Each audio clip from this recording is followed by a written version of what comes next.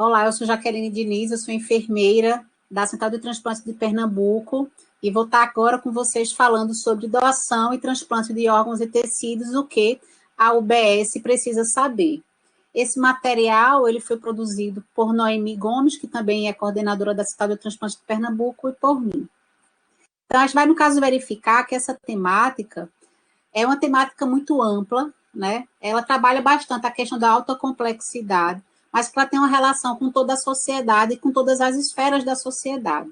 Quando a gente fala de doação de órgãos, a gente está falando de vidas, na verdade. A gente está falando de uma sociedade que precisa de um ato, que é a doação de órgãos, muitas vezes para sobreviver. Então, o que é, gente, essa doação de órgãos? É um ato pelo qual nós manifestamos a vontade e o desejo, né, em vida, se a gente é ou não doador de órgãos.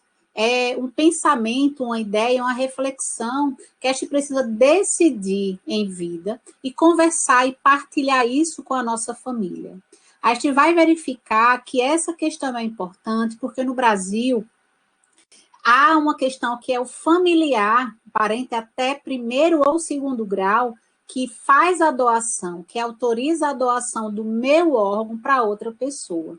Se esse meu parente ele não sabe o meu desejo, ele pode não cumprir o meu desejo, ou seja, não doar os órgãos que eu tanto queria. Então, é uma conversa que a gente precisa ter em vida. E a gente precisa decidir se aqueles órgãos que não vai mais servir para mim, porque eu já estou falecido, se eu vou salvar a vida de outras pessoas ou até mesmo levar qualidade de vida para essas pessoas, né? Então é importante que nós, né, estimulemos, na verdade, essa reflexão dentro da comunidade, que a gente possa levar essa reflexão, essa ideia, essa pergunta, né, para toda a comunidade, para que ela consiga tirar as dúvidas, principalmente, porque com as dúvidas existindo nesse processo, geralmente essa família pode se negar a doação por acreditar que esse órgão não vai para uma pessoa, por exemplo, humilde como ela. Então, a gente não deve pensar na doação de órgãos como oferecer uma parte de você para um desconhecido viver.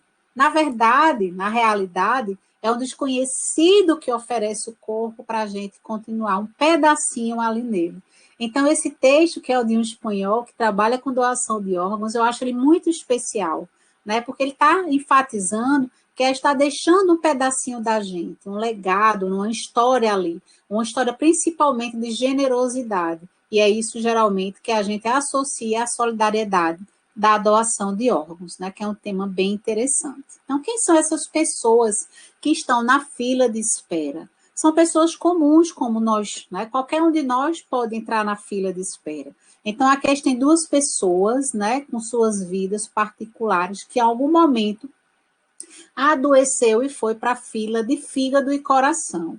E como essa pessoa, ela está após a doação? Então, a gente vê a mudança drástica, né, de qualidade, de sobrevida dessas pessoas que receberam os órgãos, né?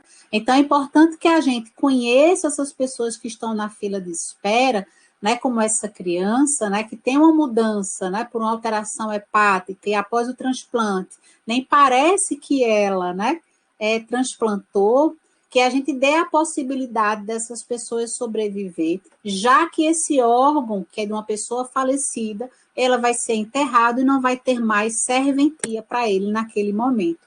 Mas para uma pessoa que está na fila de transplante, ele vai salvar a vida, como vocês estão vendo.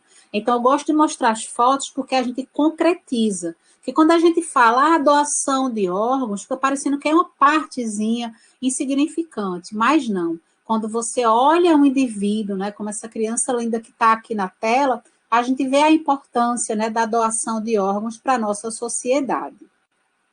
Então, é importante lembrar que sem doador não há transplante. O órgão, o tecido, ele não é vendido na farmácia ou por alguma indústria farmacêutica. Ele, na verdade, só existe a doação de órgãos se a sociedade ela for solidária. Sem a sociedade não há transplante de órgãos. Então, por isso que é importante que a gente discuta sobre essa temática, o máximo que a gente possa realizar. E quem é, gente, que procura esses órgãos? Quem é que faz esse processo que a gente chama de busca ativa? São profissionais de saúde, técnicos de enfermagem, enfermeiros, médicos, assistentes sociais, que atuam, né, em equipes, né, que trabalham nessa busca de órgãos, e que a gente aqui no Brasil tem 2 modelos. O primeiro modelo é a Comissão de Transplantes, ou CIDOT, que é Comissão Intra-Hospitalar de Doação de Órgãos e Tecidos para Transplante, que é o modelo espanhol, onde essa equipe fica dentro de um hospital, contratada pelo hospital, e ela vai buscar diariamente as situações de possibilidade de doação de órgãos, e também a organização de procura de órgãos, que é o modelo americano. Então, nós temos os 2 modelos. Também aqui na OPO são profissionais de saúde, mas aqui geralmente a OPO é um contrato de instituições filantrópicas e eles ficam responsáveis por vários hospitais ao mesmo tempo, né? Mas são credenciados, são acompanhados e são capacitados, né? O que é que essas OPOs e comissões de transplantes realizam? Elas são a ponte entre o potencial doador e o candidato para doação de órgãos. É ele que procura os órgãos, identifica quem pode ser doador, é ele que entrevista a família, é ele que colhe exames, que passa as informações para a central de transplantes, que acompanha todo o processo. Então, são equipes fundamentais para que a gente, nessa ponte, consiga, de fato, identificar possíveis doadores de órgãos, faça a entrevista para doação e, principalmente, concretize essa doação de órgãos. E como é que eles fazem essa busca ativa, né? Realmente tem que ter uma garra muito grande. Diariamente, eles passam em todos os setores que têm um risco de ter um paciente que teve óbito. Então, onde? Então, eles vão nas UTIs, nas emergências, nas salas de recuperação, no necrotério, e geralmente são situações que levam à alteração da pressão intracraniana e causando a morte encefálica. Então, é importante a gente diferenciar que morte só tem uma, porém, ela pode ter 2 sobrenomes. A gente pode ter a morte com o caso da parada cardiorrespiratória, que é o mais comumente conhecido. Nesse caso específico, quando tem a PCR, só pode doar tecidos, e aqui em Pernambuco, o único tecido que pode ser doado são as córneas.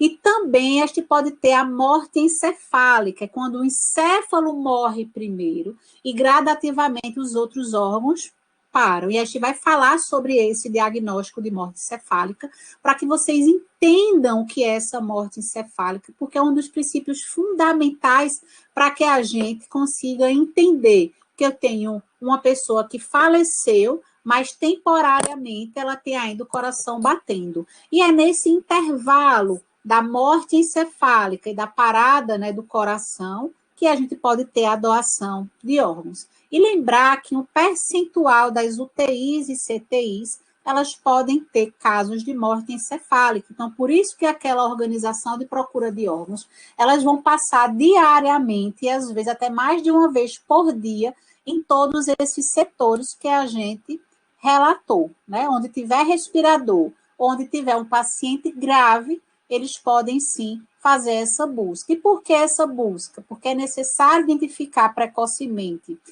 os sinais clínicos ou ajudar a equipe a introduzir o processo, né, da morte encefálica, que eu vou explicar para vocês. Então, como é que começa e termina esse processo de doação de órgãos e tecidos para transplante? Então, aqui é um resumo, onde ele diz que esse falecimento ela vai da sociedade, se tem a doação de órgãos e esse órgão vai para a sociedade. Então, é um ciclo biológico muito importante, onde nada, o tecido, né, órgãos que seriam descartados para a pessoa. Então, nesse processo, nós temos a identificação tem sido ocorre em qualquer hospital que tenha óbito, ele vai ser avaliado pela equipe da organização de procura de órgãos, e ele atende os critérios necessários.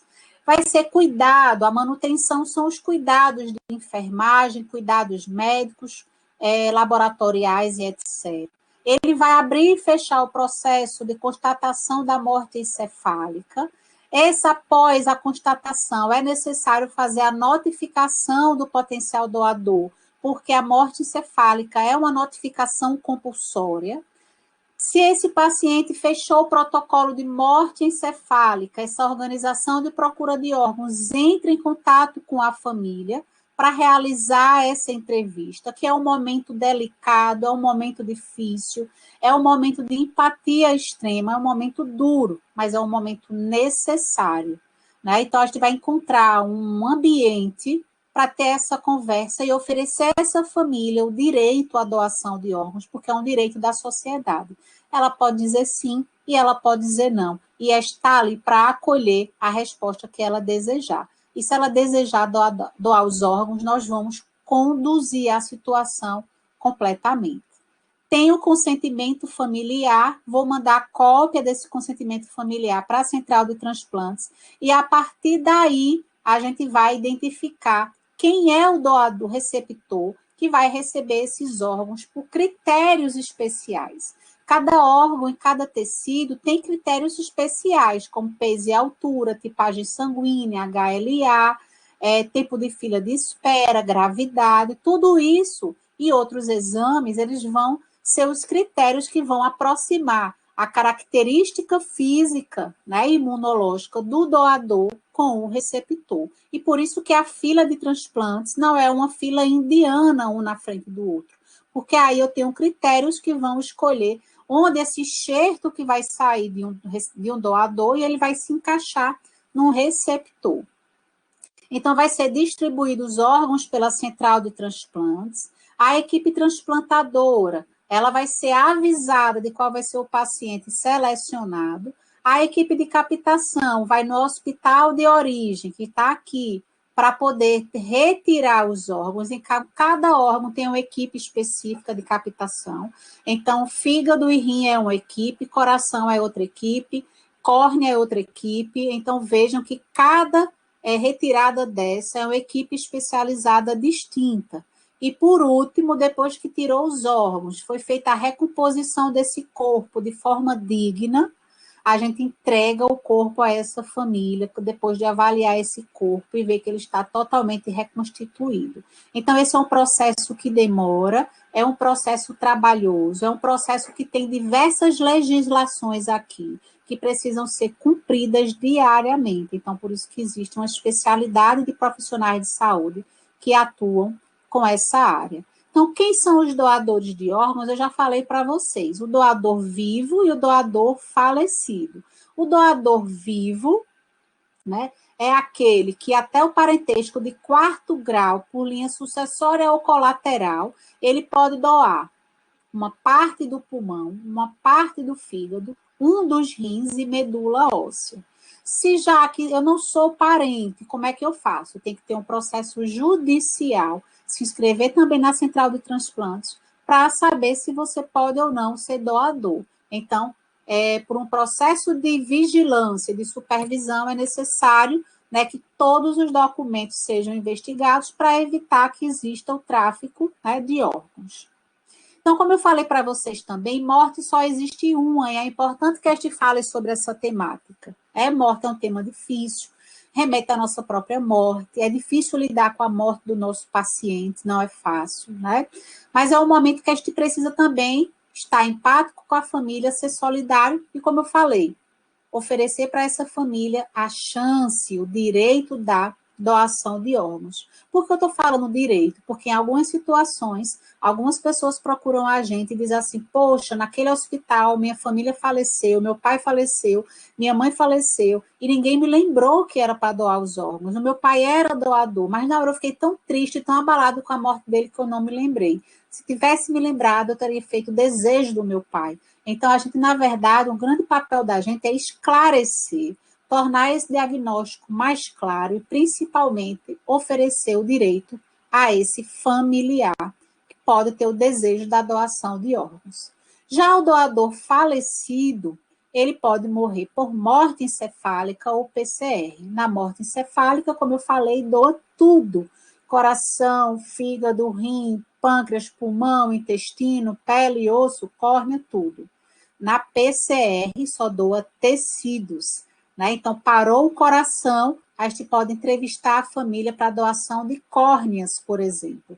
Ah, mas não é menos importante, porque uma pessoa que está na fila de transplante de córnea, ela se afasta da escola, da faculdade, do seu ambiente normal, do trabalho, então muda toda a sua qualidade de vida. Então, também a córnea é fundamental para dar uma nova vida para as pessoas que estão ali na fila do transplante.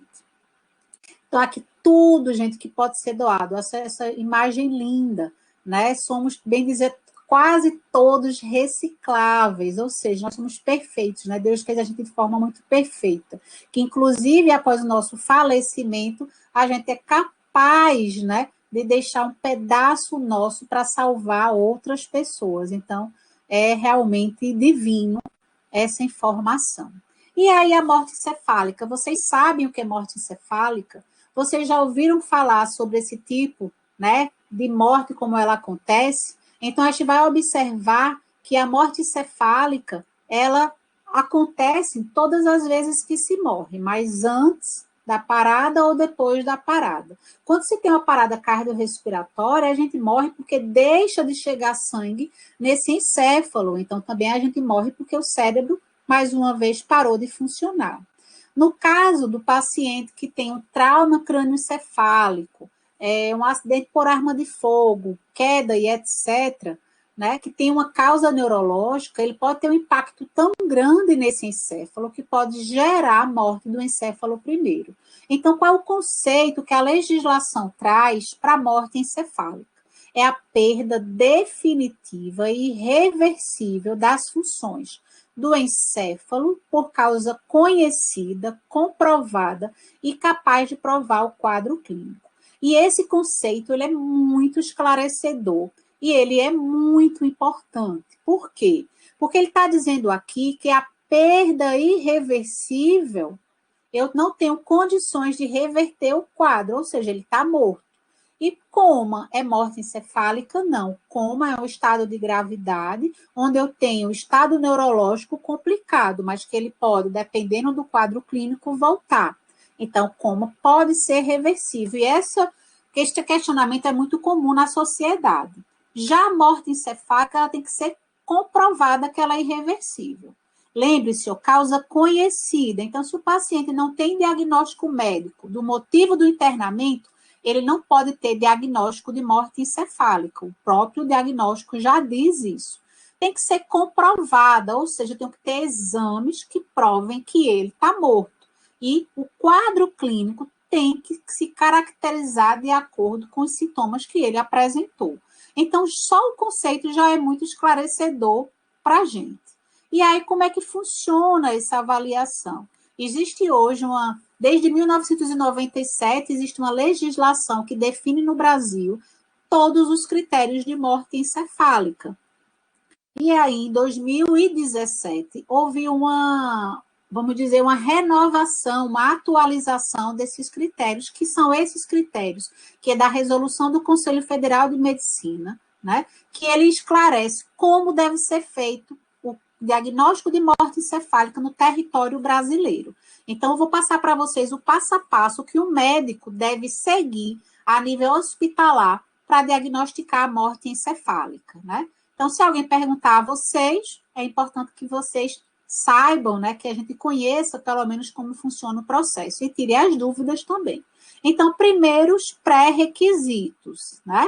Então, a lei diz que todos os pacientes que apresentam coma não perceptível, que é o Glasgow 3, a ausência de reatividade supraespinhal, ou seja, do pescoço para cima, e a apneia persistente, ou seja, não respira sem o respirador, o ventilador mecânico, eles podem ser suspeitas de morte encefálica e pode ser aberto o protocolo de morte encefálica. A exigência 1, presença de lesão encefálica conhecida, irreversível e capaz de causar morte. Ou seja, um trauma crânioencefálico, um acidente vascular encefálico, um acidente vascular isquêmico, um pós-operatório de cirurgia neurológica, um tiro na cabeça. Então, condições, gente, que levem a essa lesão, aquelas patologias que causam risco de acontecer a morte encefálica.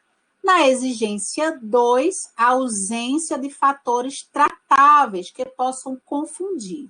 Então, quais são esses fatores? Hipotermia, hipotensão, distúrbios hidroeletrolíticos.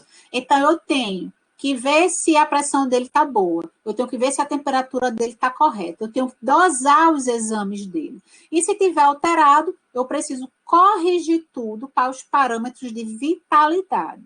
Então, eu preciso organizar o paciente. Outra exigência: o paciente não pode chegar no hospital e abrir o protocolo de morte encefálica. Ele precisa passar no mínimo 6 horas, se for uma causa neurológica, ou no mínimo 24 horas, se for uma condição clínica. E por que esse tempo? Porque a gente, na verdade, precisa cuidar daqueles critérios anteriores. Eu preciso ver os sinais vitais, fazer exames, corrigir esses exames, dar cristalóides, antibióticos, cuidar. Esse médico, essa equipe vai ter que cuidar dessa pessoa que chegou grávida, dar condições dela viver e observar ele, no mínimo, por esse período. Condição 4, e aqui é um grande desafio para a gente, né? Porque o paciente é grave, o paciente é crítico, e ele ainda tem o risco de estar em morte encefálica. Então, né? A gente tem que ter a temperatura axilar acima de 35. Um paciente grave, isso é difícil, mas tem que tentar e tem que ter para poder abrir o protocolo. Saturação de oxigênio acima de 94. Pressão arterial sistólica acima de 100. Ou PAM acima de 65 para adultos e para crianças tem parâmetros diferenciados. Então, gente, para eu abrir o protocolo ou avaliar cada etapa do protocolo de morte encefálica, sempre o paciente tem que estar com essas condições clínicas, ou seja, não é fácil a equipe médica ou equipe de enfermagem alcançar esses parâmetros sem cuidar dele. Então, a intenção é dar condições de vitalidade para que, se esse paciente esteja vivo, ele possa responder.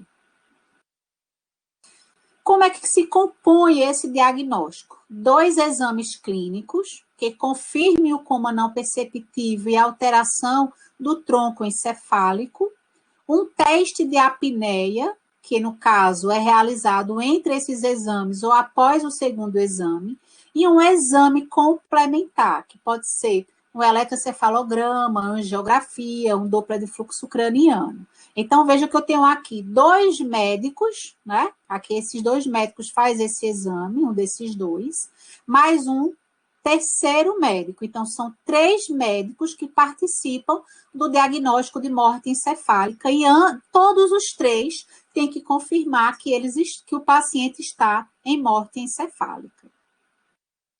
Em relação ainda ao exame, é importante lembrar que entre o primeiro e o segundo exame clínico, tem que ter um intervalo mínimo de 1 hora para pacientes que tenham acima de 2 anos de idade. Pacientes abaixo de 2 anos de idade, nós temos um intervalo maior, e lembrando que pacientes que tenham menos de 8 dias de vida não podem abrir o protocolo de morte encefálica. Se ele for prematuro, também não pode abrir. Primeiro, ele vai ter que corrigir a idade para alcançar as 38 semanas de idade gestacional, depois contar mais 7 dias de vida, e só depois, se atender esses critérios que foram descritos, ele abrir o protocolo de morte encefálica. Então, na pediatria é mais complexo. Então, doador de coração parado, qualquer pessoa que teve a morte por parada cardiorrespiratória, lembrar que todos são potenciais doadores para córnea. E após, no caso, a parada, a gente pode esperar até 6 horas para tirar essas córneas, dando a possibilidade de a gente encontrar a família após essa parada. Uma informação relevante, né? Como ser um doador? Então, o doador de órgãos, lá em 97, tinha que colocar na identidade, como está aqui nos slides, que ele era doador de órgãos, sendo que essa legislação, gente, não foi legal. Para o Brasil, ela não foi boa, a sociedade não gostou, não se sentiu confiante.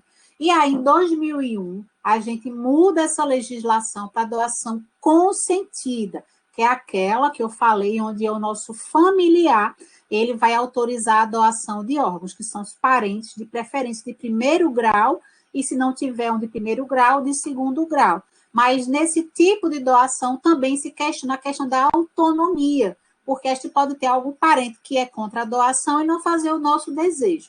Mas isso é difícil de acontecer. Geralmente, o familiar, eles aceitam o nosso desejo e é importante que a gente avise ao nosso familiar que a gente é doador de órgãos, principalmente os parentes mais próximos. Quem é que pode, no caso, autorizar? O cônjuge ou o companheiro. A legislação atual atualiza para o companheiro também, inclusive casos de pessoas do mesmo sexo, não tem mais não tem problema algum, né? E aí a gente vai no caso da linha reta ascendente até avós, colateral até irmão e reta descendente até netos. Então, são essas pessoas que podem doar nossos órgãos após o nosso falecimento. Então, conversem com eles. Então, o que é preciso, né, para que uma família doe? Primeiro, que ela tenha informação, que ela seja esclarecida. Falar de morte encefálica com profissionais de saúde já é complexo. Imagina falar com pessoas, né, leigas, que não estudaram o que é tronco encefálico, o que é encéfalo, o que é teste neurológico, o que é escala de Glasgow, né, que são termos técnicos específicos, né, e muito hospitalares. Então, o esclarecimento é algo muito importante para que essa família ela tenha a certeza, né, do seu ato. Segundo, e ainda mais importante, é o acolhimento, né? Famílias que são acolhidas no processo de internamento, que são informadas a cada passo da evolução clínica do seu parente, que recebe, né, todo o apoio da equipe de saúde, essas famílias são muito mais propensas à doação de órgãos do que aquelas famílias que não foram acolhidas durante o internamento. Então, nosso trabalho em nível hospitalar, né, de acolher essas famílias em um momento tão difícil, que é um estado de gravidade, e a consequência da morte no final dela, não é fácil. Então, é necessário que a gente estimule cada vez mais a ação de cada um dos profissionais de saúde para acolher e se comunicar com essa família. A legislação atual, ela enfatiza a importância de quando se abrir o protocolo de morte cefálica, essa família precisa ser comunicada. Ela tem o direito, inclusive, de levar um médico de sua confiança, um médico da família, para acompanhar os outros exames de morte encefálica. Isso tudo é para dar clareza ao processo, é para que ele se sinta seguro. Então, o que a gente precisa, de fato, não é campanha na TV apenas. A campanha da TV, ela é importante, mas mais importante é uma família esclarecida e é uma família acolhida no seu momento de dor. E lembrar, gente, a doação de órgãos não é uma obrigação da sociedade, ela é um direito. E a gente pode receber o não, e a gente pode receber o sim. E mesmo assim, a gente vai precisar continuar o acolhimento dessa família, porque o nosso objetivo ali, enquanto equipe de busca de órgãos, é acolher a família, é clarear o processo do que aconteceu em relação à morte encefálica. E, se for possível, consequentemente, a doação de órgãos. Mas o nosso papel é muito maior, né, do que um único foco na doação de órgãos, porque se fosse assim, a gente ficaria frustrado, porque 50% das famílias dão negativa familiar. Então, a gente precisa entender que o nosso papel é muito maior do que a doação. E os profissionais capacitados no processo de doação, por isso que a gente está aqui dialogando sobre essa temática.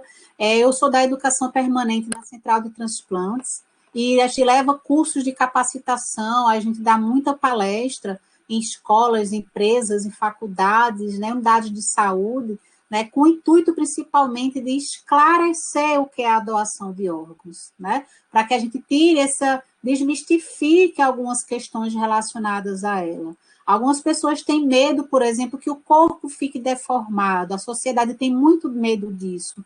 E o corpo não fica deformado, o que ele fica, gente, no caso dos olhos, é colocado uma prótese e é feito uma sutura bem fininha, que fica parecendo que ele está dormindo, não dá nem para ver que tem sutura. No caso dos órgãos sólidos, tem uma cicatriz cirúrgica, como se fosse uma cirurgia que a gente faz de fígado, de rim, de abdômen, uma cirurgia, uma cicatriz tradicional. Então, não há deformidade desse corpo. Outra questão que a sociedade também relata muito é que o desejo do corpo íntegro é uma das negativas que é muito comum em Pernambuco, né? Então, eu quero que ele volte para a terra como ele nasceu, mas a gente não volta, porque, por exemplo, se a pessoa fez uma cirurgia de apendicite, ela retirou o apêndice, mas ela vai ser enterrada da mesma forma. Então, também desmistificar essa questão, que para a gente seguir para os planos superiores, seja ele qual for, independente da sua religião, não vai ser o corpo que foi desintegrado ali pela terra, e sim outras energias que estão ali conosco, né? Então, também a gente pode desmistificar, como profissionais de saúde, essa questão do corpo íntegro, e principalmente a segurança do processo. Vocês viram, né, ao longo desse encontro, né, de hoje, que são muitas avaliações, são muitas exigências, são muitos critérios, e que é super difícil a gente alcançar cada critério desse, mas só tem morte encefálica se alcançar. Então, vejam como é complexo, como é sério, como é ético o processo de morte encefálica, né? E que a gente pode confiar nele, né? Então, também é importante que a gente tenha capacitações para poder a gente clarear as informações e desmistificar todas as dúvidas que a sociedade ela tenha. Acesso à informação é um direito de todos. Acho que quanto mais pessoas informadas, melhor, independente da idade, né? Então, a gente precisa conversar sobre o assunto e tirar as dúvidas. Eu dou muita palestra sobre isso, mas eu acho muito legal, porque existem muitas dúvidas de fato, né? E é importante que a gente esteja ali, né, como profissional habilitado para esclarecer. O acolhimento que eu falei para vocês é fundamental, o acolhimento de vocês aí na unidade básica de saúde, aqui no hospital, na central de transplante, na entrevista, tudo isso, o acolhimento é fundamental. Para mim, o acolhimento faz parte da humanidade, né, de nós como seres humanos, um acolher o outro, um estar vendo a dor do outro, né, e se familiarizar, se empatizar em relação a essa família, né. E aí eu acho essa frase muito linda, que ele diz que a doação de órgãos é mesmo um ato mágico, transforma certidões de óbitos em certidões de nascimento, e isso é verdade, porque alguém que faleceu, que não está mais conosco nesse plano, né, ele é capaz de salvar até 7 pessoas, né, que no caso 2 rins, um fígado, um coração, 2 córneas e um pâncreas. Então, aqui em Pernambuco, até 7 vidas, e em outros estados ainda tem os 2 pulmões e ainda tem um intestino, né? Ainda tem pele, ainda tem osso. Então, veja quantas pessoas a gente pode tocar, né, com essa doação de órgãos. Então, que a gente faça essa reflexão e que a gente transmita essa informação no maior número de pessoas possíveis para que ela possa refletir e tomar a sua decisão. Qual é a nossa responsabilidade, gente, na central de transplantes? São pessoas, embora lá seja um órgão regulador, e essas pessoas estejam dentro de um sistema de computador, no caso, a seu nome, né? A gente tem uma lista de espera, né? Cerca de 1.455 pessoas. A maior fila é a de rim, porque a gente tem um tratamento substitutivo, que é a diálise, e a gente vê que tem os outros órgãos. A córnea, ela é considerada córnea zero aqui em Pernambuco, não quer dizer que a gente não precise de córnea, quer dizer que uma pessoa que precisa de transplante hoje, ela pode ter em torno de 3 a 4 meses esperando por esse transplante, que não é um tempo tão longo. Esse tempo agora na pandemia está um pouco maior, né, mas está lutando para que a gente diminua esse tempo e as pessoas voltem a ter a sua qualidade de vida. Então, aqui são 1.500 pessoas que estão aguardando a solidariedade da própria sociedade, né? Então, por isso que o nosso papel, enquanto profissional de saúde, enquanto educador, ela é fundamental para que essa fila ande, né? Para que essas pessoas tenham acesso ao tratamento. Então, eu agradeço, né, o contato de vocês, o carinho de estar aqui comigo, e fico à disposição para outras temáticas que vocês façam sugestão e que tenham relação com a doação de órgãos. Obrigada.